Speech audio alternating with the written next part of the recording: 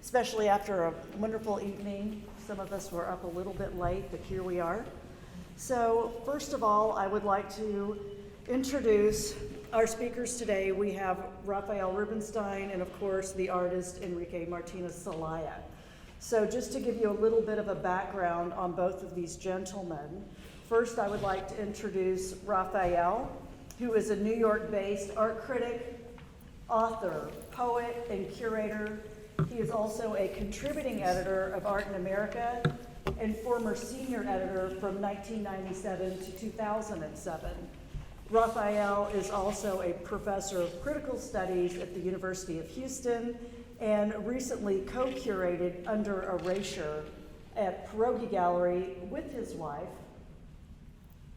Heather. Then we have Enrique Martínez Celaya, who is an artist, author, and former scientist whose work has been exhibited and collected by major institutions around the world.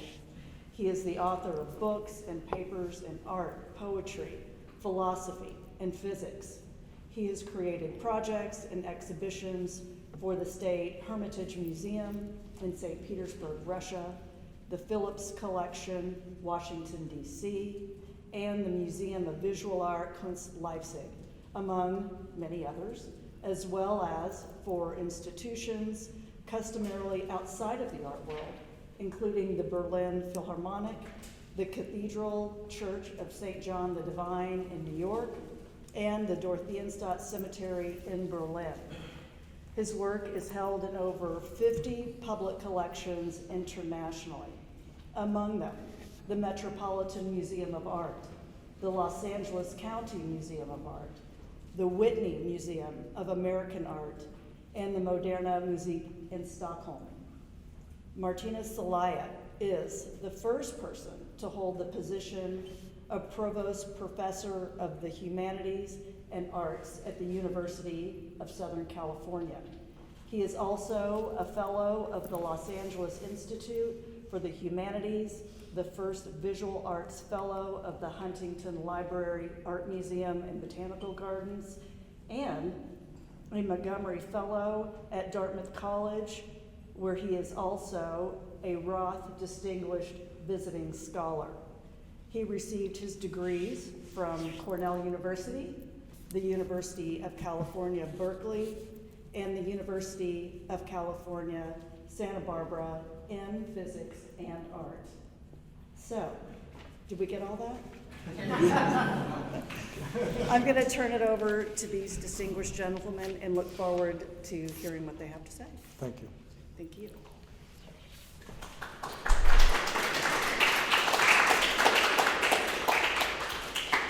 So thank you, Nancy, for the introduction. Thanks, everyone, for coming to this conversation, which there are so many places where we could begin, and I hope we'll talk about both this show specifically and your work in general, Enrique. But the place I'd like to start is not with painting or sculpture, but with poetry and the relationship between poetry and I know that's been really important to you as an artist. And an odd thing happened to me as I came into the show, and I was walking around and looking at the paintings and sculptures in this room and in the back room too. And this one phrase came to me from TS Eliot's great poem, The Wasteland, and it's it's a line that comes near the end of the poem. He says, "These fragments I have shored against my ruins." And I don't know exactly what it was in the paintings that kind of sparked my memory of that line, but it really seemed to evoke something, a sense of maybe trying to sort of piece things together, make some sort of sense of the strangeness and mysteries of life, but and also this maybe the sense of the fragmentary nature of the sculptures and where the imagery was coming from. But then, as I was going out into the office there, the front office, I saw there was a painting, there was a portrait, and I looked in, and the portrait I recognized, I hope I'm right, is of TS Eliot. Yeah. And just really struck me that somehow, unconsciously, there was like some sort of Eliot-esque flavor in the paintings, and one of the things I guess I wanted to ask, and I'm curious about, is whether, your relationship to poetry, but maybe specifically, what is it that T.S. Eliot speaks to you about, and why was it important to you or necessary to you to make a portrait of a poet, of this particular poet, and also how you think about, this is not part of this exhibition, the portraits, which is I guess a separate chapter or a separate area of your work, but I'm also curious how the portraiture fits or doesn't fit into the landscapes and figures and the more, metaphysical paintings. Well, thank you, and thank you, Nancy, and thank you all of you for being here. Raphael, I'm looking forward for this. So poetry. So when I started as an artist or as an apprentice for a painter as a kid, I started to make art, and this is relevant to your question. I started to make art not knowing what art was as a discipline or that there was even such a discipline, but as a way to negotiate life and the questions of life. How to live life better, how to make better choices. Everything seemed very confusing to me. And when I look around me, it seemed that most people I could see, they seem to know what was going on in a way that I didn't, or at least they acted like it. So I turned to art as a way to understand things better, and along with that, literature was in my life, was the way I learned to understand feelings. I always think of that great title, James, A Sentimental Education. I think that literature was my sentimental education, how to feel, how to become nuanced in certain ways. And that nuance and sensibility to life translated ultimately to my interest in fiction and poetry. I was also interested in philosophy.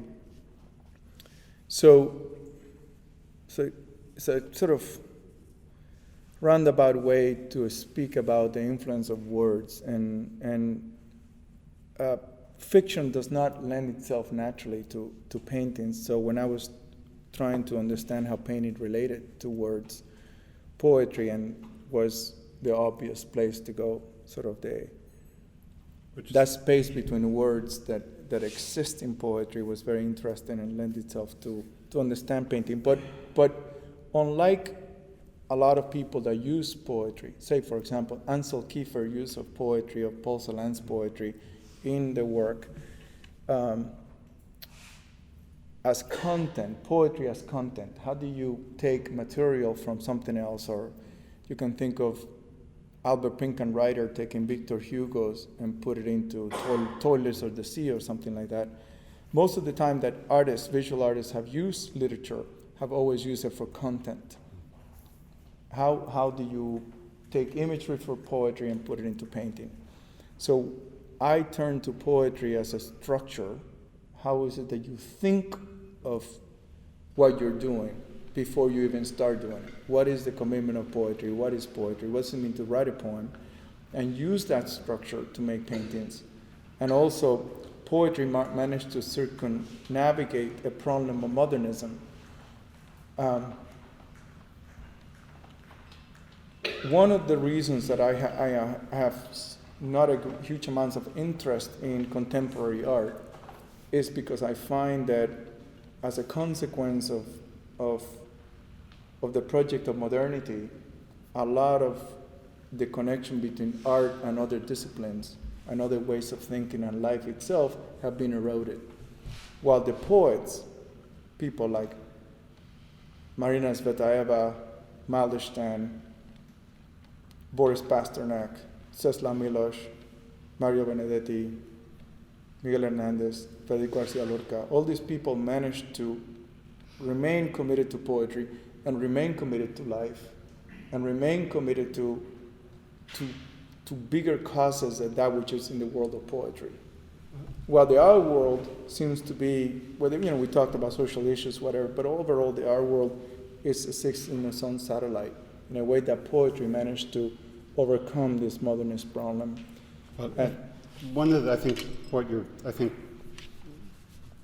what you're thinking about here is that the modernist valuation of medium specificity and Clement Greenberg's idea that painting should be concerned with the properties that are only belonging to painting. So that's why painting should be flat and should work with color, whereas sculpture in Greenberg's view of things should never be polychrome. Sculpture is about form and weight and volume, and so it's and I think that purity, this idea of sort of the purity of the medium, is something that you're reacting against, and by, as you say, grounding or structuring paintings on the basis of poetry, that's something it's almost it's a heresy in kind of strict classic modernism to do that, to borrow and turn to another medium rather than being purely speaking about painting or speaking about sculpture. Yeah, but the problem of modernity begins way before Greenberg, sort of the late 18th century idea, that sort of Kantian idea that art will be disinterested. Art will no longer have any utility. Way before that, in the Renaissance or before, art had a purpose. It was purposeful, whether it was for theology or for moral clarification. But the idea that art would exist for itself, art for art's sake, which you all have heard about, there's no knowledge of art for art's sake, while it's often given as a celebration, is also makes art irrelevant ultimately to all the problems of life. I mean, it doesn't need to have any use. It doesn't need to have any utility. It's just itself. And it seems very freeing, and there are wonderful things that come out of that freedom, but there are some consequences. So it's not that I want to go back to a medieval way of working, but I think that there's ways to take some of the discoveries of modernity, particularly the way that modernity managed to wrestle out of some sort of Victorian morality and take art out of it. But at the same time, how can these things matter beyond this gallery? How can they matter beyond the museum? How can they matter beyond our journals? And ultimately, this is going to sound like a complete non sequitur, but when I remember I've been in San Antonio, there are a couple of people of San Antonio here today, many years ago, there was a college art association meeting there, and I went there, I was a faculty member, we were there to hire somebody for drawing, and we're in a restaurant that all the people from CAA came to. And you can tell immediately as they walk through the door who belonged to the arts and who did not. Because the people that belong to the arts all look sour and like they have seen it all. And you're like, how could it be that we're in a field that is supposed to be all about engagement with the world? And what has happened to us? What is the consequence of being in the arts? It becomes like you have just gone to the world and come back. You have seen it all. Nothing can surprise you anymore. That's what it means to be in the arts. And I found it to be amazingly strange, while a poet like Joseph Brodsky, which we talked about, or TS Eliot or something, which in some manner there is still a sense of the smallest nuance can still activate you, and that even in a bastion of high modernism like Eliot ultimately those works are dealing with many of the polemics in Eliot's own life and his relationship to Christianity and all of that.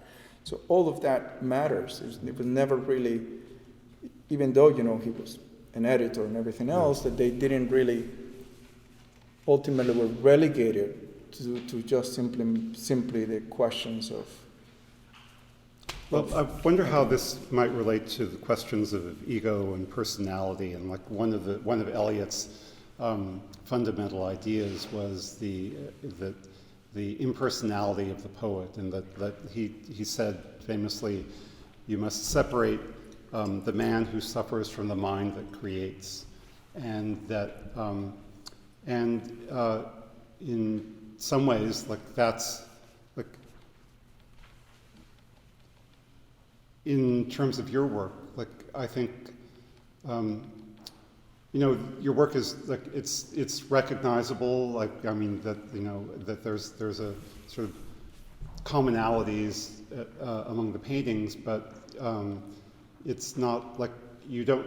I think there's a sort of liberty of style and a flexibility in your work, and that, I mean, maybe part of what you were responding to in the limitations of people in the arts is that we are often just too caught up in our own expressions of our own ego and our own kind of personal view of the world and trying to impose that on people. But I feel like with your work, maybe there's and related to Eliot's ideas, this almost an escape from personality, or trying to achieve something that's not, and how that also relates to questions of style. I know in one of your texts you talk about the difference, like there are certain artists where you know immediately, like if you see, I don't know, Neil Rauch or Elizabeth Peyton painting, you like instantly know who the artist is. And then you cite counterexamples, artists who've like changed their styles often, like Francis Picabia. And I wonder how that, like, how do you think about do you feel like your work is, that there's a degree of impersonality in how you approach being an artist? Yeah. So there's a writer called Ortega Gasset. Jose Ortega Gasset is a Spanish philosopher.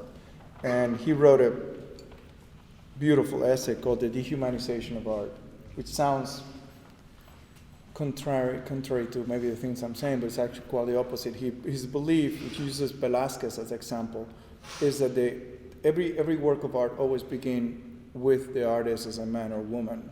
And in the process of creating the work of art, the man or woman is cooked out of the way, and ultimately the work always exists when the man dies and the human resonates in the work. There's certain inhuman quality to every great work of art, and inhuman in the sense that is not participating in the human problematics. That's why I find sort of the questions of people referencing psychology or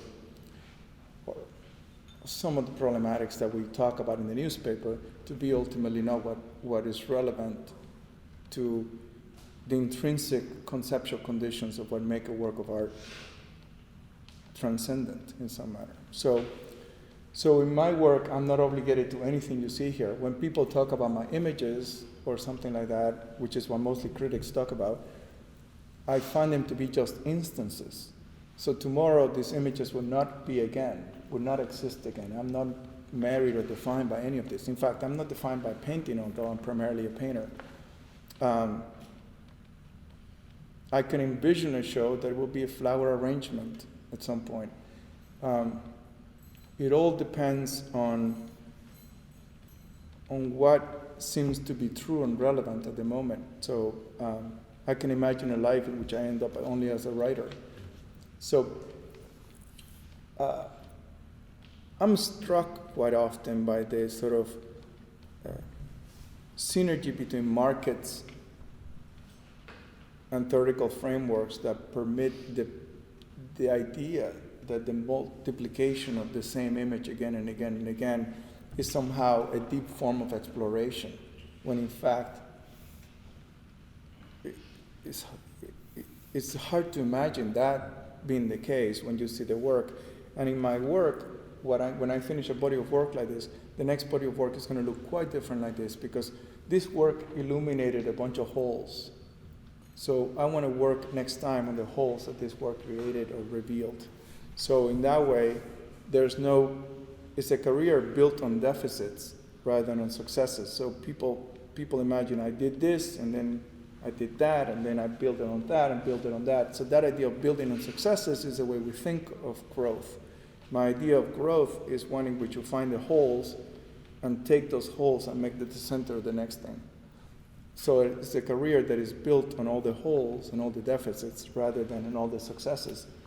So there is an aspect of lateral movement on that, but there's also a deepening of the practice itself. But the question is, what is the practice? Is the practice painting, or is the practice of being in the world in which painting is a participant in that way? Well, I'd love your comment.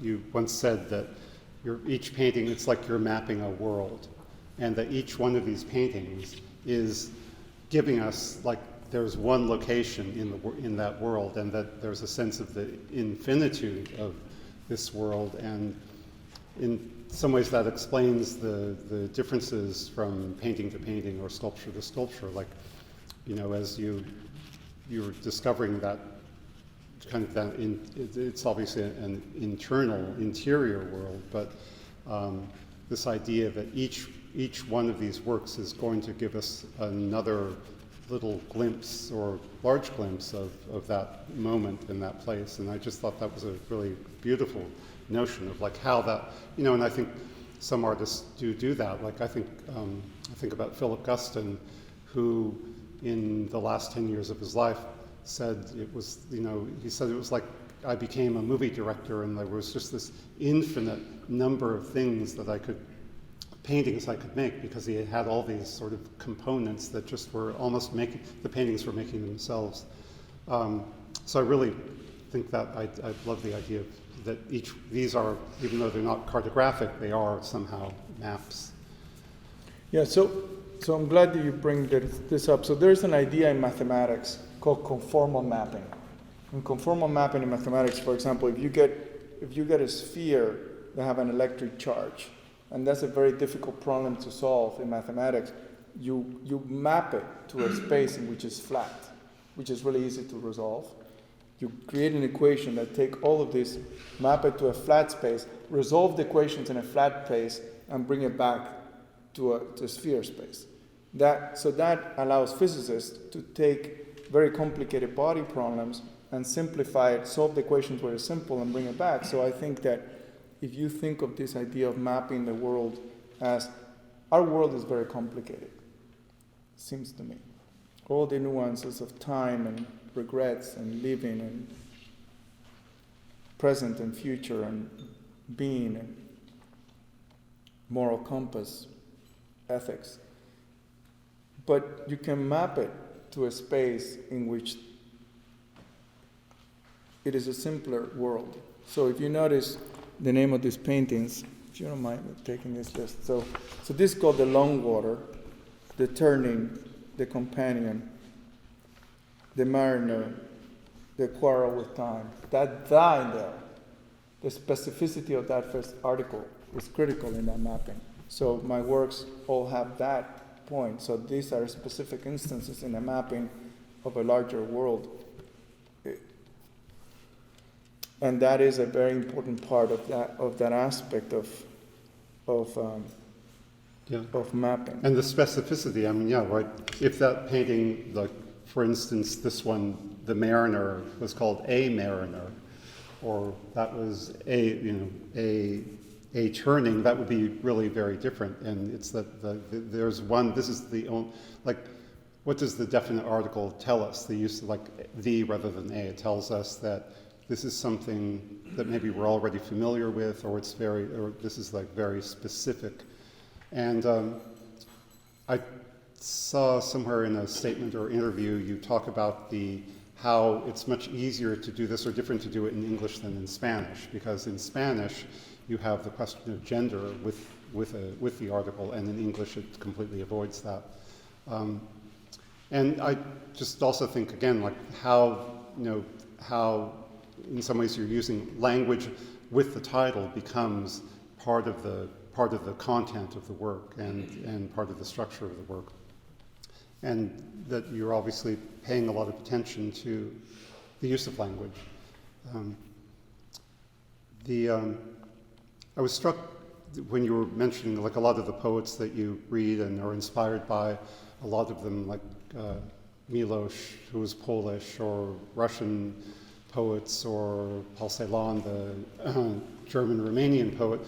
They all experienced war and living under totalitarian governments, and that they had to, like, for them, poetry was, it was something, there was an element of risk and also necessity, and certainly with 20th century Russian poetry, it's so, like, poetry became something so vital and so urgent. And I think that maybe that's, like, why is that? I mean, you gravitate towards that kind of poet, I think. And I know I think you studied with Milosz at Berkeley. Yeah, he was there when I was there. Like Milosz said one thing, and he spoke during the war in Poland, watching these bullets hitting the asphalt and standing the asphalt by the way it hits the bullets hitting it, and he looking at that and realizing that poetry sometimes has to measure against that. There's a famous quote from Adorno that they saying there will be no poetry after Auschwitz, and even though his statement is more complex than is quoted like that, the reality is that it's not that there cannot be any poetry after Auschwitz, it's that it tells you what kind of poetry cannot be anymore. When something like that has happened, who will want to do some goofy poetry that makes you feel intellectual and we all wink at each other and feel so smart by a use of some sort of semiotics, and like, who will want that when lives have certain urgencies and certain demands and certain horrors? So then what you want to write is poetry like Boris Pasternak will write, or Paul Celan will write, or Harry Martinson will write, poetry that ultimately, when Miguel Hernandez writes his poems, which that piece written on the bluish part of that painting is from Paul Celan. So Paul Celan is imprisoned by the Franco government in jail. He's a peasant poet. Hernandez. Well, Miguel Hernandez, yeah. And he is in prison, and his wife sent him a letter saying, I only have onion skins to eat to feed our new baby. And he's in jail where he will never come out of that jail. And he writes a poem called Lullaby of the Onion for his dying son. So that kind of poetry will have a different urgency and a lack of artifice and a lack of pretension, because the poetry is measuring against real life in the most significant ways. Oh, when Marina Tsvetaeva finds her son killed by Stalin, and it's not just about death, it is about a certain demands that life imposes onto the work. So the tendency sometimes of everything, but certainly the arts, is that we can suspend ourselves in this satellite of culture and forget that life continues on, and there is a urgency to that life that imposes a certain demands upon ourselves as artists, and a struggle, and the which I think that it sometimes might not be evident to viewers of the paintings, and how that your process is lengthy and arduous, and that you, like, I guess, while you're painting, you can work on paintings and also the works on paper for a long, long time, and like paint over, that there are a lot of images underneath, and you've like painted over or scraped away, and it's like, and that's you say somewhere that it's like you use representation against representation, like that these are, these are figurative, evocative landscapes, but there's something there, like there's a sense of them being hard won and not.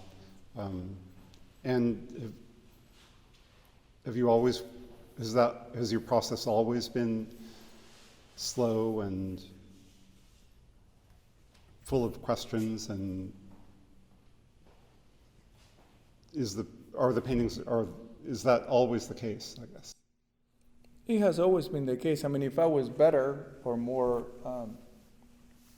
I would love to be able to make these paintings faster. I work really fast, but I work really fast in the way sort of maybe a drowning man moves really fast trying to stay afloat, but not going anywhere. So if you see me painting, especially the large paintings, there's some footage out there in the web that you can see, but I'm working really fast, but not getting anywhere because I always start with something that is always very trivial, or I find it very trivial very quickly reveals itself not to be what I'm after, and then that continues on and continues on and continues on. I'm always surprised when somebody says to me that I'm a figurative painter. I have to think back, and I said, am I? Even though everything here has its own recognizable image, I never think of that as any point of departure. I think of those as point of arrivals, references, the ideas of things of the world matter to connect these paintings to experience. That's why I can never be an abstract painter, but I never think of them as figurative paintings. I think of them as conceptual problems of more related to poetry and philosophy than it is to painting. So if I could make them faster, I certainly would. And I'm very impatient with some of them. Like this painting took 2.5 years, and 2.5 years of total agony. Like thinking, what a bad painter I am. Every time I walk away from this, like, oh my God, I'll put it back on the racks, pull it back out, trying to find out what in the name of God is in that boat. And why paint a boat? Why paint a boat? What am I, a Cuban painting a boat? Sort of like then you come back and then come back to it, and what does it mean to put a horizon? It's like, like you think I'm a Winslow Homer. What's going on here? Is this a real painting? Can I really? Is this a painting to make? This is embarrassing. So I go back and forth, and then I realize the way I'm painting is so trivially painted, and I go back to it. And it's not any self-hatred of lack of confidence.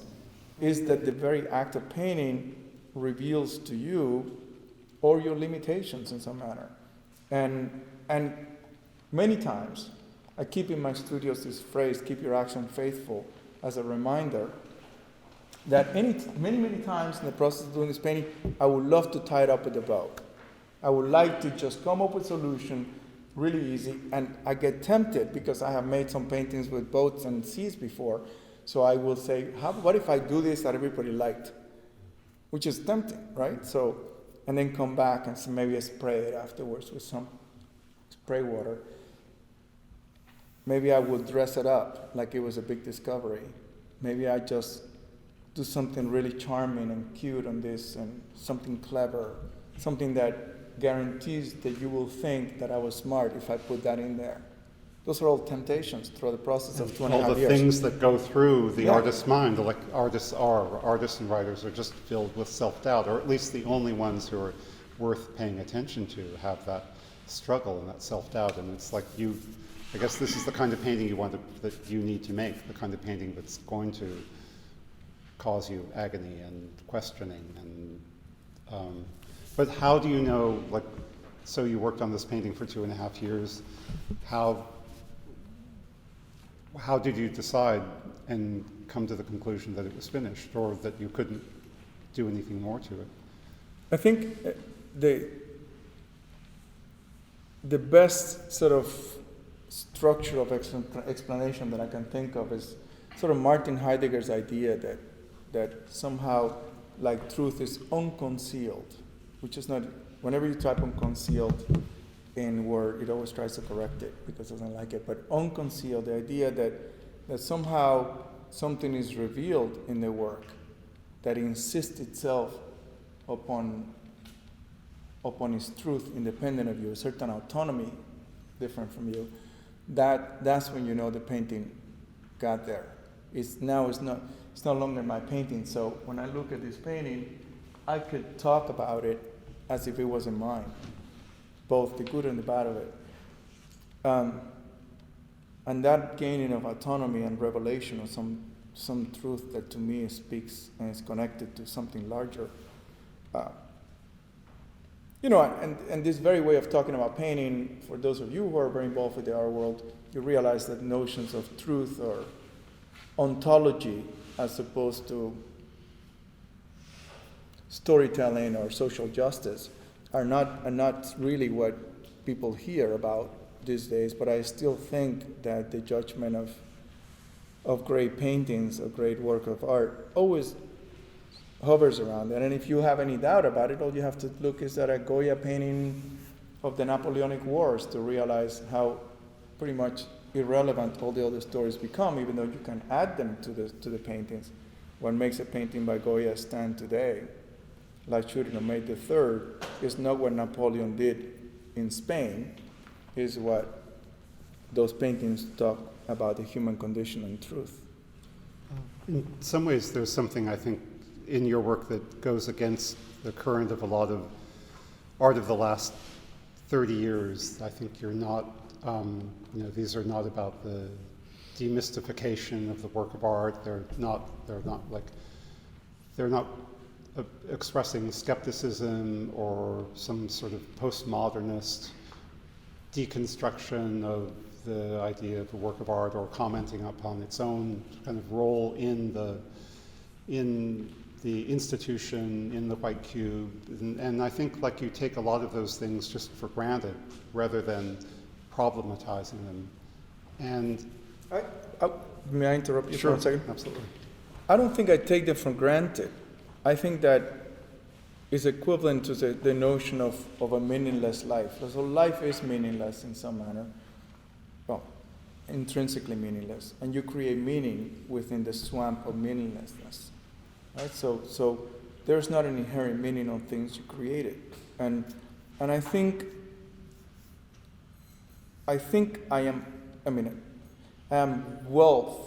very familiar with the problematics of painting. I'm very familiar with the problematics of painting. I'm very familiar with all of those things. It's not because I don't know it. I know it, but I feel that there is a tendency, there's the higher plane of working with it. So once those problematics are acknowledged, then every mark you make into a painting has to acknowledge itself in all those problematic things. But just like these questions of meaninglessness of life, you still have to take a step. You still have to grab your kid. You still have to understand the losses and grief, even though they sit against a constellation of meaningless, undefined good in the world. You still have to make those stands, and you create a moral web that allows you to move that way. And I think the same is true in art. So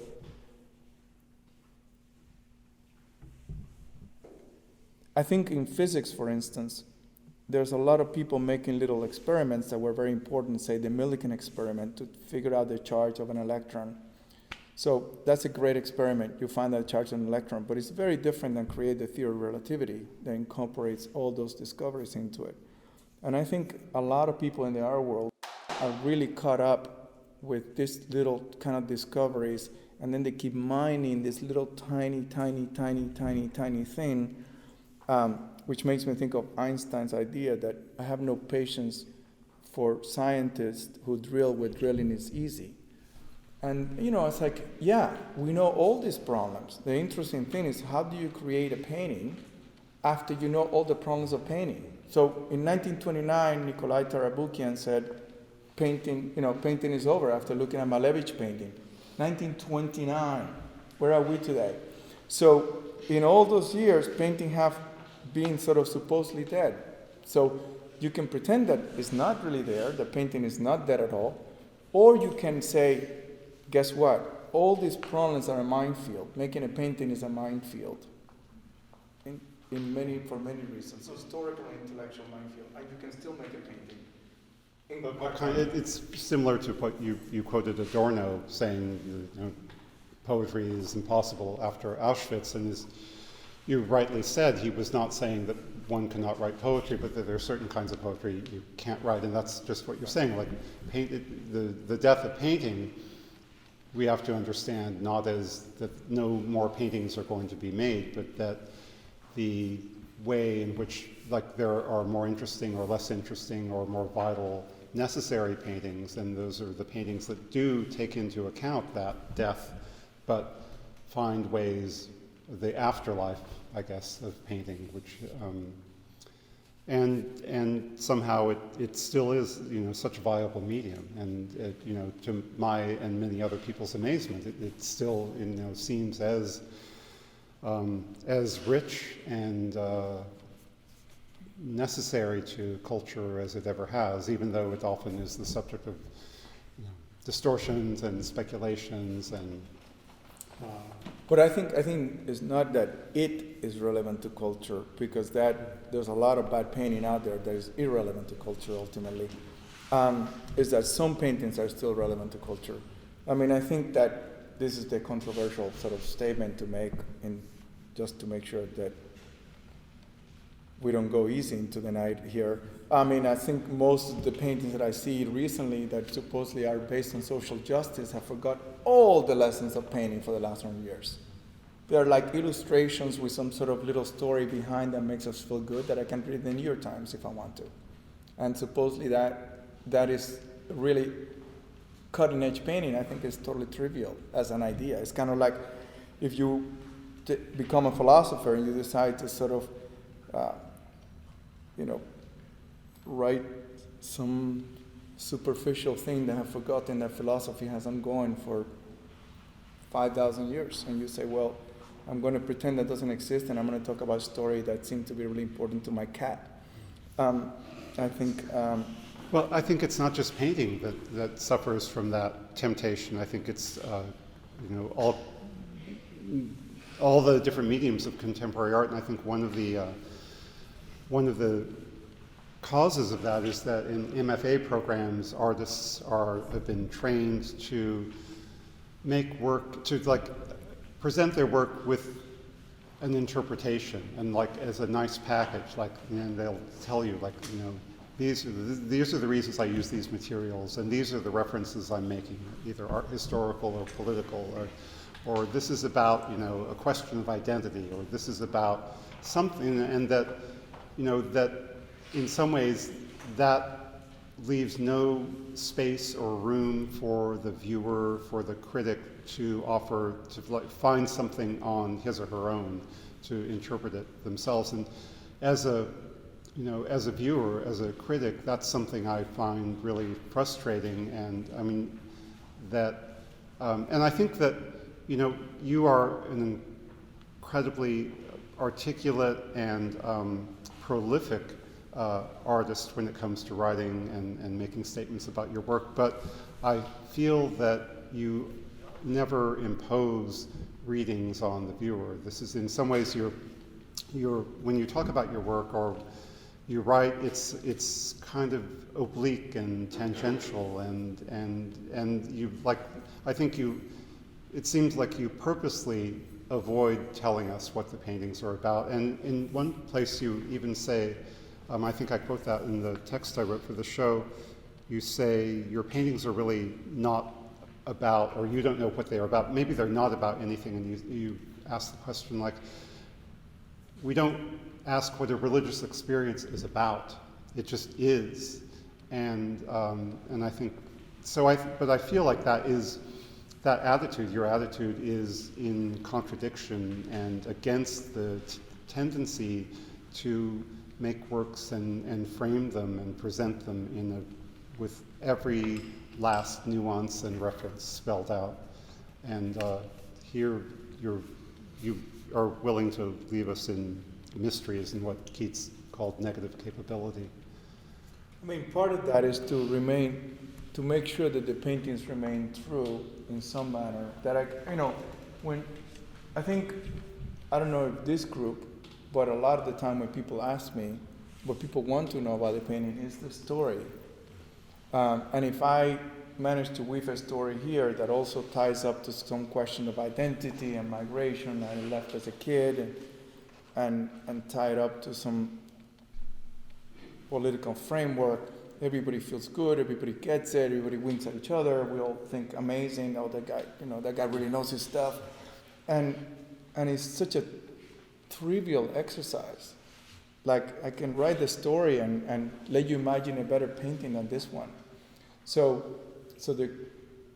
when you point to the problematics of a certain condition, and you say, well, the painting is and isn't, or I tell somebody that the most important part for me is that this painting creates a certain scene and undermines it in many ways, people think like, well, we don't care about that. We just want to know what the boat is doing. But ultimately, a painting holds itself on all these tensions to be authentic in some manner. The claim to authenticity depends on how it exists as some veracity of truth against itself. And I think that the insistence that the work of art will have its own life, aside from me or the story or what initiated the work for me, is a desire to preserve his life. I mean, we can tell many stories about some of the work, but ultimately the stories are limiting to the work itself.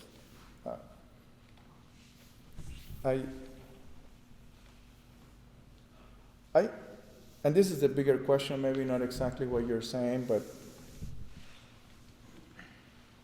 as somebody who is really committed to education and talk to a lot of artists and move around, and I'm not sure what has happened. And maybe all generations have complained about this.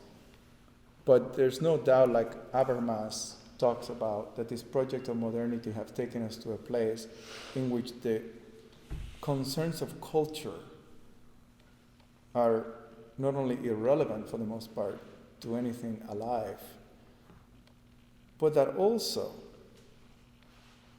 the movement of culture and the movement of markets and the preoccupation with the currency of the work of art into the marketplace, not only of money but ideas within that confine of culture, have created an unprecedented trivial understanding of what we have discovered over the last 250 years. And the reason why poetry, at least good poetry, has managed to avoid that is because poetry has no tradable quality. I mean, no one buys a poem. No one cares about a poem, really, in that sense. A poem has no market, no currency. So poets have managed to exist somewhat under the radar of this complete obliteration of culture by the triviality imposed by markets. Which is why it can be such a rich source. I think something that's parallel to the world of poetry that has that same separation from the marketplace is jazz. And in some ways there's a purity in jazz. Absolutely no one is ever going to get rich either playing jazz, or you can't speculate in jazz. And I think I know artists in New York and elsewhere who really draw inspiration for that reason, in some ways that they can't find so much in the contemporary art world now. And I can see that that's obviously one of the things that attracts you to poetry. I know we've been speaking generally, but I just wanted to, since we're here in this exhibition, just to ask you if you were willing to talk a little bit about just how this specific body of work and the structure of how you've installed the work in the gallery here and how things relate to each other. I know that there's that there are seascapes, landscapes, and there's this, I heard you talking something about the diagonal structure of how things are laid out in the gallery. So when I prepare a body of work, I make a model, and I take that model and begin to work with writings in relation to that model. So this gallery is an integral part of the process. So even though I mostly do paintings and sculptures, they're not made around and thrown together here to see how they look good.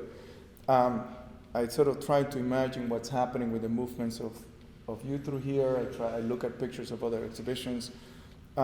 So in this body of work, I imagine the diagonal going from that corner to this corner, and you come to the exhibition from the sea.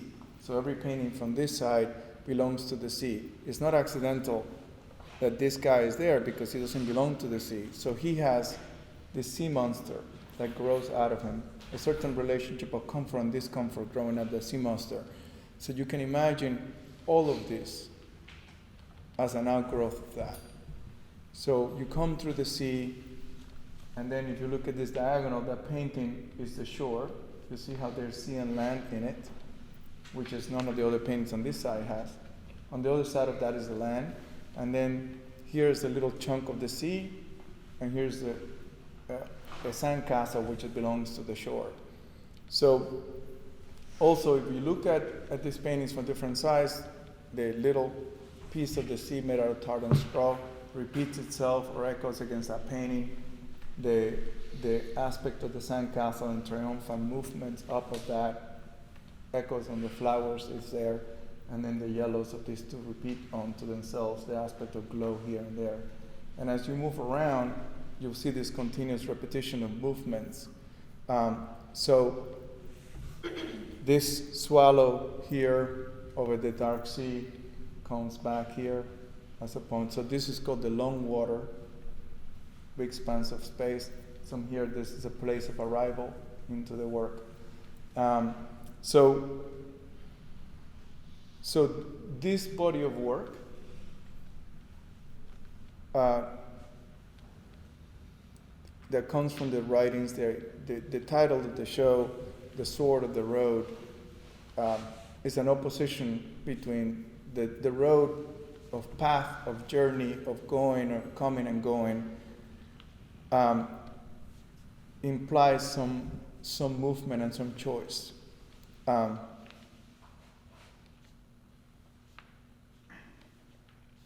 always find it interesting that how many times, this seems like a non sequitur, but it's not so much of a non sequitur. When people quote The End of the Road Not Taken by Robert Frost, and then they make it like Frank Sinatra, I Did It My Way, where it says, that I found the road less traveled, that made all the difference. Where the fact that the poem is called The Road Not Taken, not the one taken. There's a question, a regret for that road that is split there. And in some ways the road here is one of choice. And the sword is the idea of standing your ground against movement, against departure, against arrival, against leaving or staying. So in the question of sea and the existence of the horizon and the aspect of journey and the aspect of the land, the promise of this land is the land of promise in some ways, with all the promise that come with that. So that body of work is partly about painting, it's partly about art, and it's partly about life and some of the things that I was dealing with and thinking about during this time. So when I'm making this work, ultimately, I'm making it to understand this moment better for myself in some manner. So these paintings are all utilitarian paintings, which is anti-Kantian, anti-Enlightenment philosophy, that they will be utilitarian as opposed to art for art's sake. So, and everything here, so when people speak to me of like somebody, for example, will ask me about symbols. So when you see a chunk of the sea made out of tartan straw, what that points to is not to the sea, but everything that the sea is not, is what is not there. So a lot of these paintings point not to themselves, but to their absence. So a sandcastle there is not just a sandcastle, that is the absence of that's a negative sign in front of the sandcastle. It's not what a sandcastle is, the permanence of it. The recontextualization is not what a sandcastle is. And if you look at these paintings from the point of view, not of what is there or what is not there, then pointing to the whole created by them, then you might actually get closer to perhaps the way I'm approaching these paintings. So depicting light, like in that yellow painting, all you have to do is get close to that painting to realize that that light was very purposely painted like viscous, yellow, drippy paint, which is the opposite of light. So even though you're convinced that there's light in that painting, when you arrive close to that painting, you realize that everything that is there is not. And that absence, as you get closer to the painting promises something which is not, doesn't deliver, is very much at the center of this project. And then you come back to this idea of the sword of the road, and then you realize the duality existing in the way the paintings are themselves existing.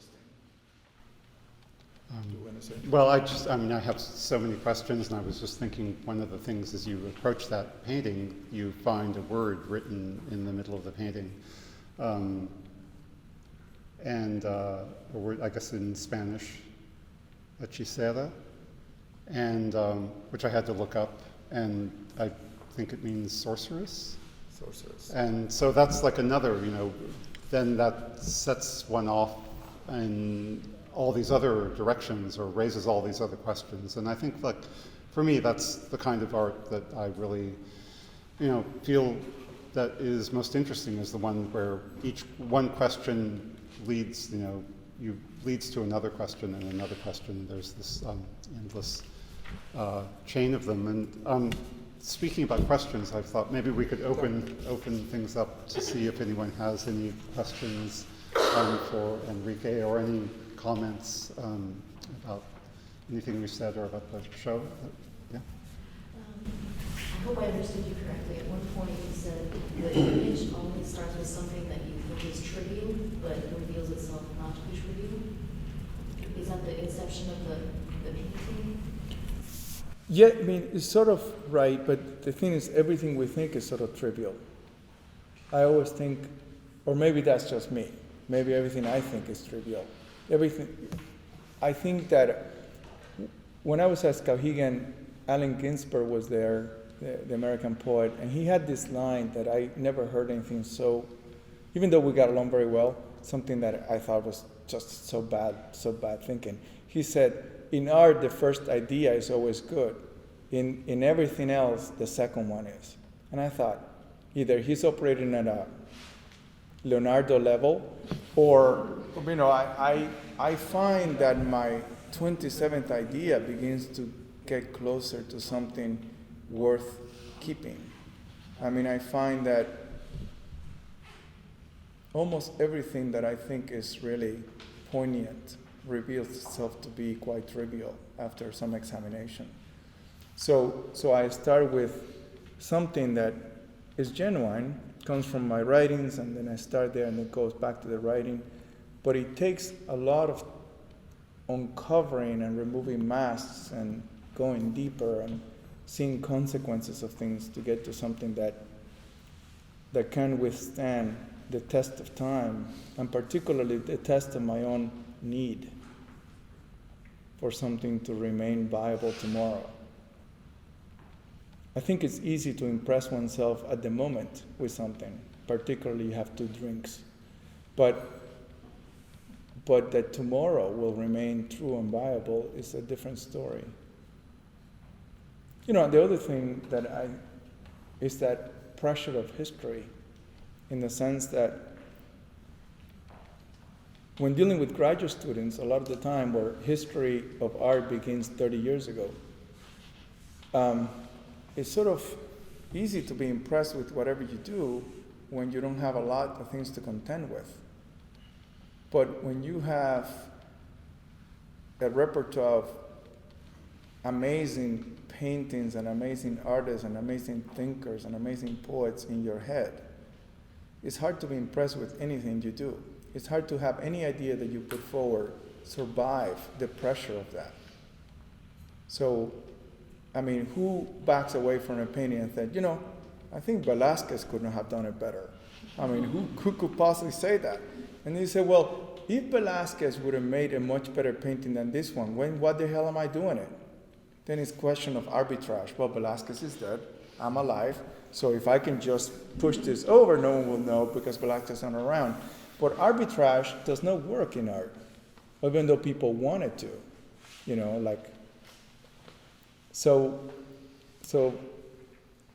that's why you need to keep reworking it, sort of to contend with all your own trivialities, plus all that weight and pressure of history of people who have been amazing at doing this. We're doing the same thing that Leonardo was doing, or Giorgione was doing, or Manet was doing. You say, well, if Manet came to my studio and decided to paint a boat, he painted many boats, will he do a better one than me? Of course he would. So what the hell am I painting a boat for?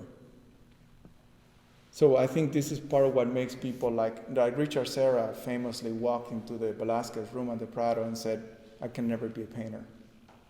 And everyone can understand that. You walk the Velázquez room in the Prado, you go, I can never be an artist. It's easy to get to that place. So then how are you an artist after that? How could you not think that everything you do is trivial? So, Ginsberg's famous quip was, he said, first thought, best thought. And you seem to be saying first thought, worst thought. First thought, the beginning of thought, right? So, I think that, and this is true in science, even in science, you have a great idea, and then you just work it for the next 20 years. And maybe the great idea that you had at the beginning becomes actually something significant. Any other? Part of the thoughtful process of creating a painting that you personally find most enjoyable? It's a hard question to answer. So I think all of it, I love all of it, and I wouldn't trade it. But I think painting is like going to the gym with a really ruthless trainer, which you think this is really good for me, but it sucks through it. So I think I wouldn't trade it, and when I come to my studio, I feel so grateful to be there, and so grateful to have the opportunity, and I feel I'm very lucky to have this opportunity to do this. But at no moment is it just like eating ice cream, you know what I mean? I am constantly revealed to myself in all my limitations and shortcomings. It's kind of like having a mirror that shows you all your bad parts constantly. It's like, let me see if I can contour this one. So it's no fun in that way, but it's at the same exciting because now you're being told what you need to do in some manner. And that's, very exciting, and you can feel a stretching of your own sort of moral dimension in the process of doing it. So I'm grateful for it, but it's not enjoyable in the conventional definition of enjoyable. Anything from this side? I have a question about your use of color. It seems that either there is a marked absence of color or a commitment to a use of color that has its place in reality, but it's you've made such a commitment to that color that it takes it sort of out of reality. And I'm wondering if those decisions are made early on in the conceptual phase, or is it sort of intuitive as you go?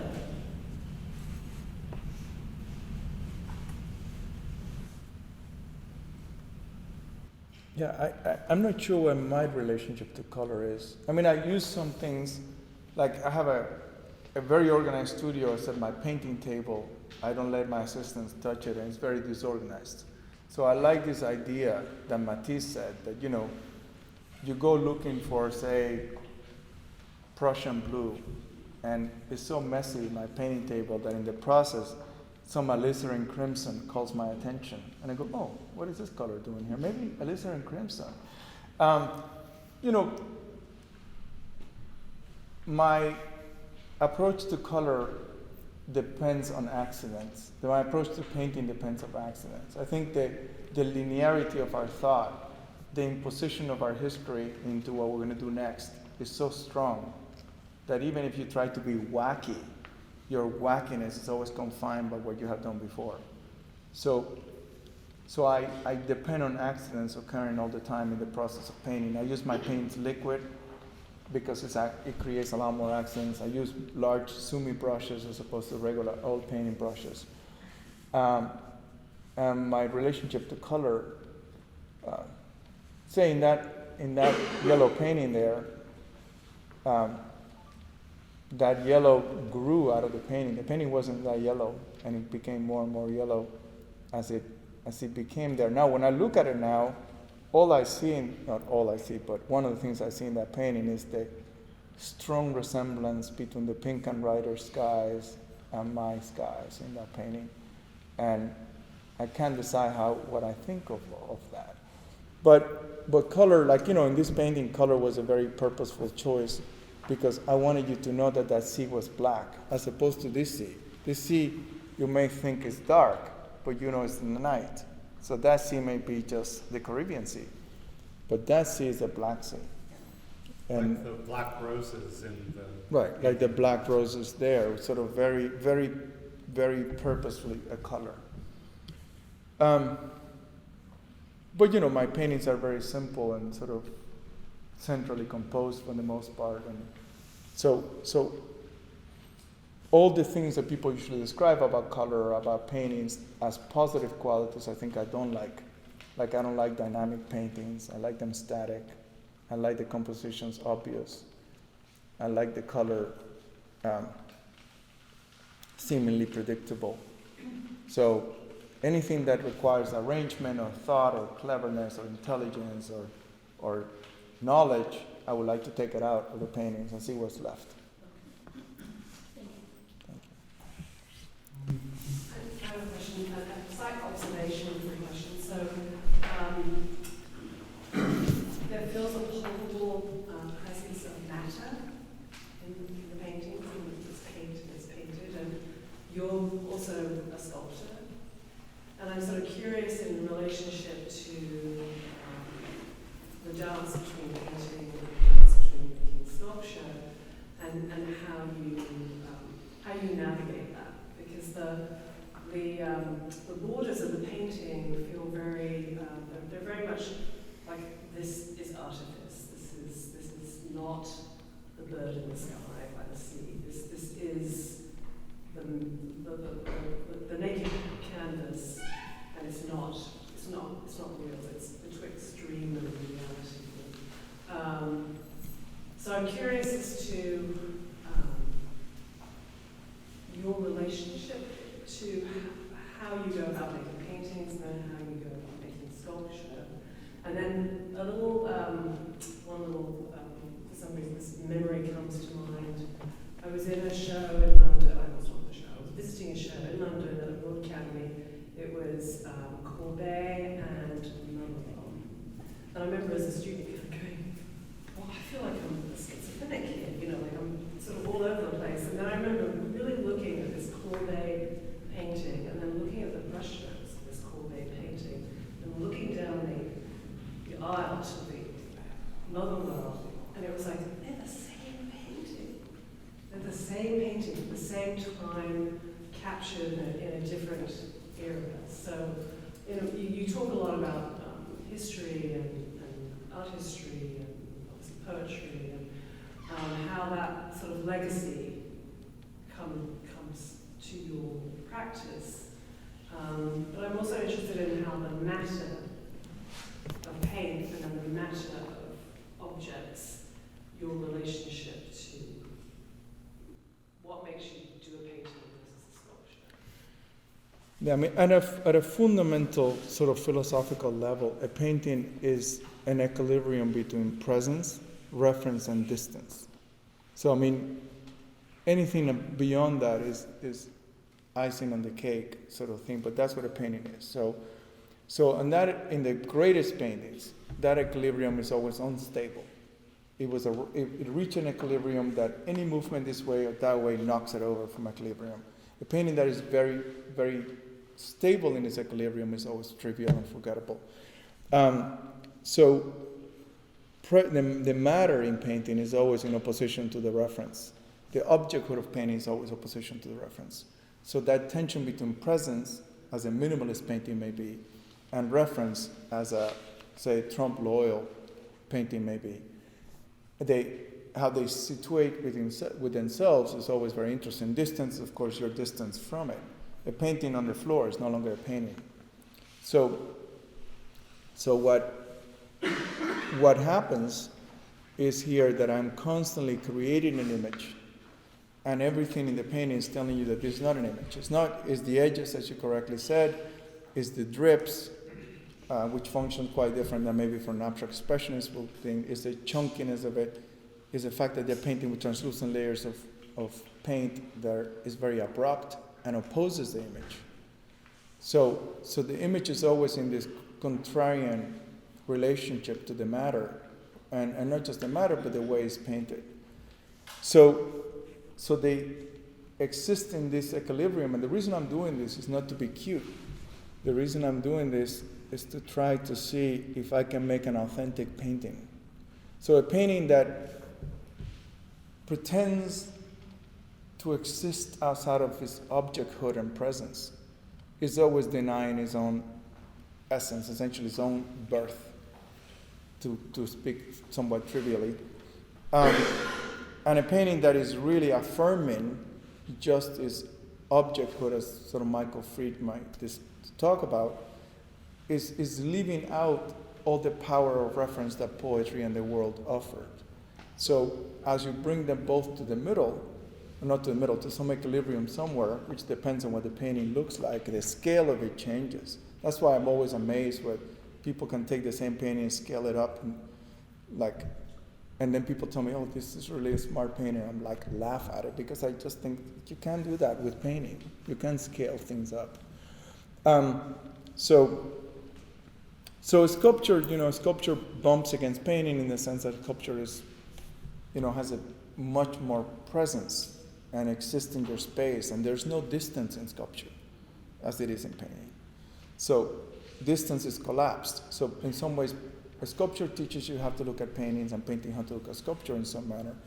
And they both are important to me. Photography, I do some of it, in video also, but I am into these two sculptures are very small. I also make very large sculptures. That relationship there is changed again in terms of scale.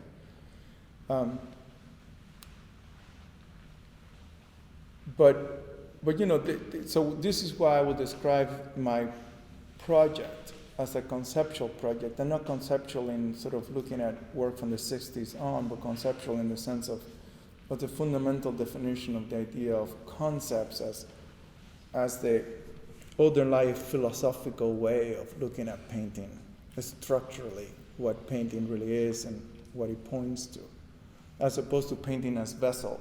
So one of the things that I think about a lot is the distinction between painting as a noun, which is something you do, and all the verbs that come with it, strokes and movements and things. That is painting as a verb, and painting as a noun, painting as a way of thinking about a certain relationship. So I'm interested in painting as a noun in that way.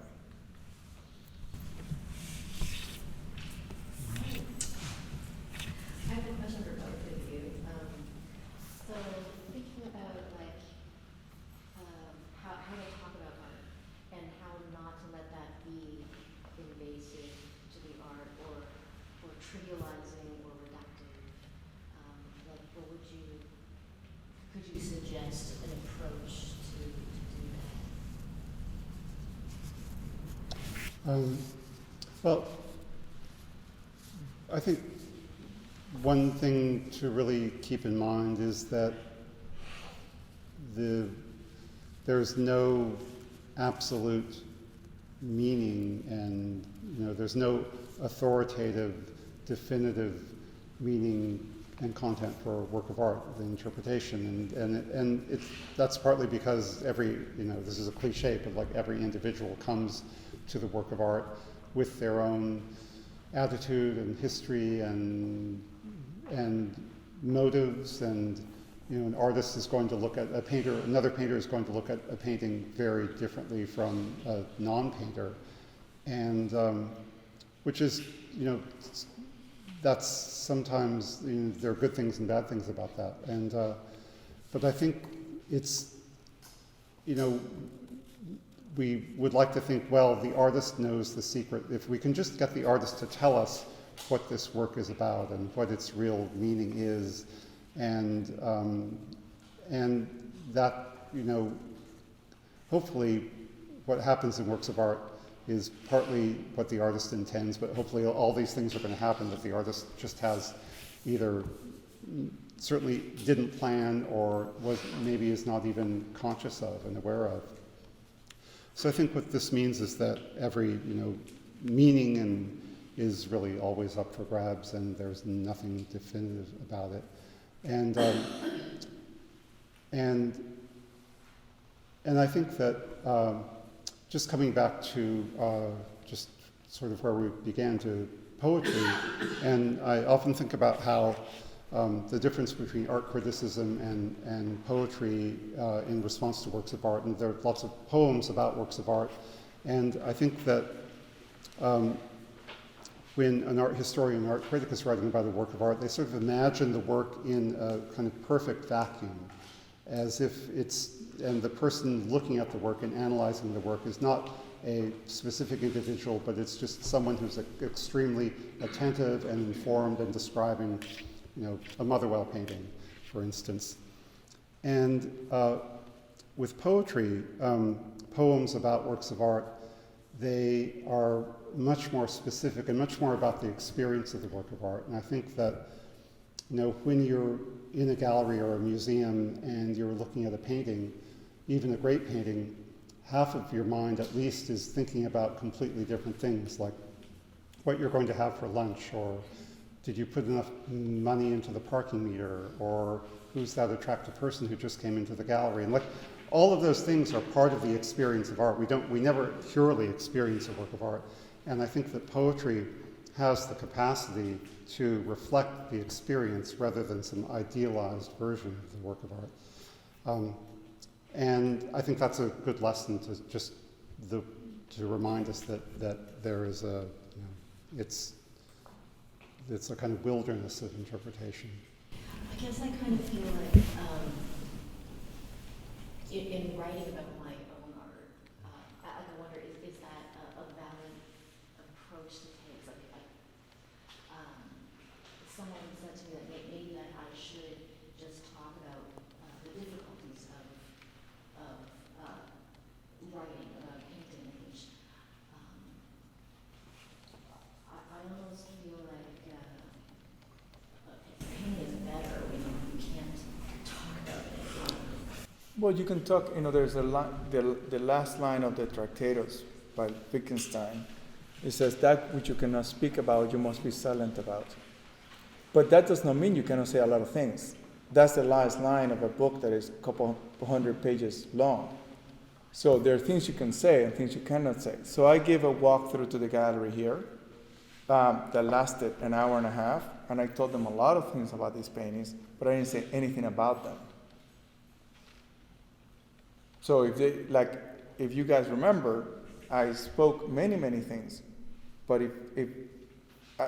it's kind of like a magic trick, right? So where you can give bridges and points of entry and access and understanding of practices and where the references come from in general, but nothing that will allow anybody to translate it, you know.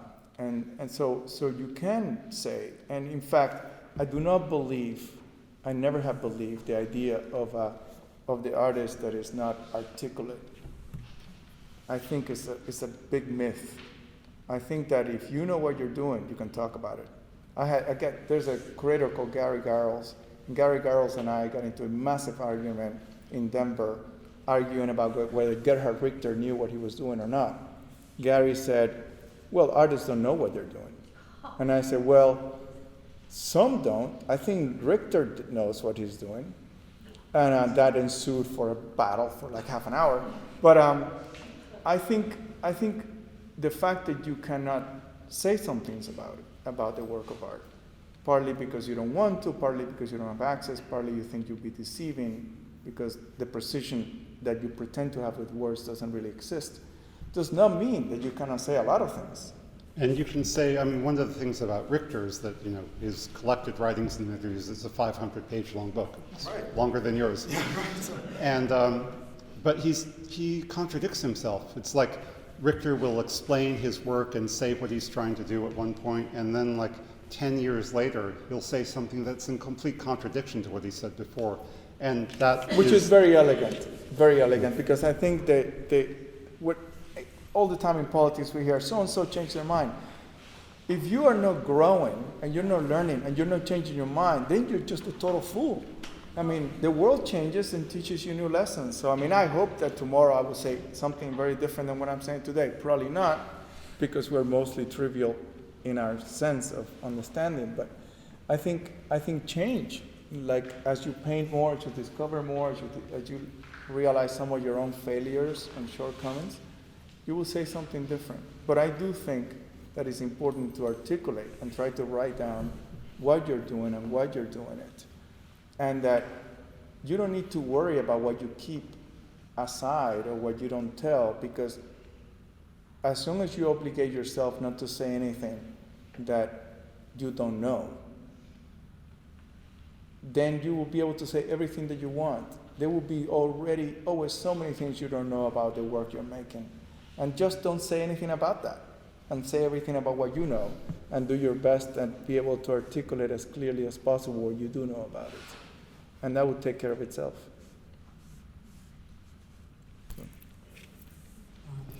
Well, I think we could stop now if there are no more comments. And I'd just like to thank you all for coming, and thank you, Nancy, for making this happen. Thanks, Enrique.